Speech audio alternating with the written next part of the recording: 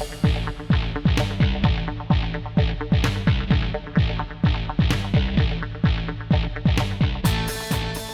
what's up everybody? Jonathan Thames here from Rosie and Ernie Productions. Welcome to the Multimedia Megafan channel. In today's video, I'm going to be giving you my quick initial take on the brand new MCU film, Black Widow. Now, I want to start off by saying that I thought the movie was pretty good overall, and I had a really good time with it for the most part. There were a couple of small things that I took a little bit of issue with, but there weren't any issues that really largely detracted from my overall enjoyment of the film. The movie is directed by Cate Shortland, and of course stars Scarlett Johansson as Natasha Romanoff, aka Black Widow. But it also features performances by Florence Pugh, David Harbour, and Rachel Weisz, all of whom are very good in this movie. Scarlett Johansson once again delivers a very solid and sleek performance as Natasha, and I was very happy to finally get a standalone movie for this character that dove further into her backstory and overall character, albeit several years overdue. I was very happy with what this movie had to offer in that regard. I actually really appreciated the smaller, more intimate and character-driven scale of the story, which is in big contrast to the Marvel films released during the Phase 3 era that focused largely on very large-scale, end-of-the-world type plots and stakes, which I also enjoyed. It was just nice to get something a little more intimate and different this time around to accompany the story. I'll also say that the tone is definitely a little bit darker, and the subject matter is a little bit more mature than most Marvel movies incorporate into their films, but I think that was a wise decision and definitely on par with what the majority of fans would expect from this character. I think it definitely helped to accompany the weight behind her story, and felt like that weight helped ground us a little more to her character. Now, that isn't to say that the movie is gloom and doom. It definitely still has its lighter-hearted moments and more humorous elements relative to the majority of MCU films. And all of these elements play out well too. Particularly, I really like how the relationships between all of the characters evolve throughout the film. I thought that the entire cast had really good chemistry with one another.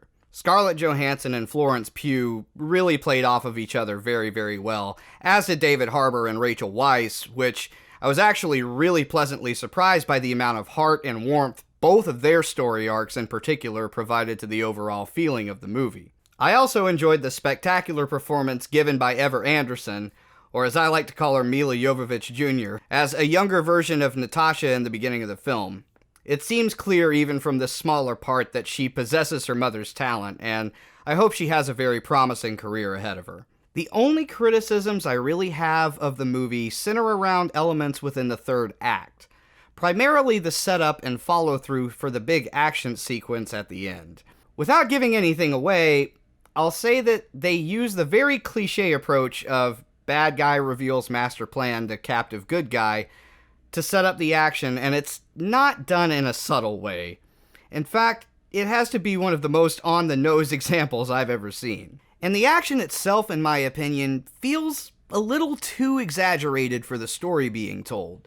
It feels to me like a smaller, more intimate approach to the sets, fight choreography, effects, and cinematography would have felt a little more appropriate for this film. But it definitely feels like they tried really hard to make everything look and feel much bigger than it really needed to for the sake of the story, and more so for the sake of trying to create an action sequence that felt on par with something out of an Avengers movie.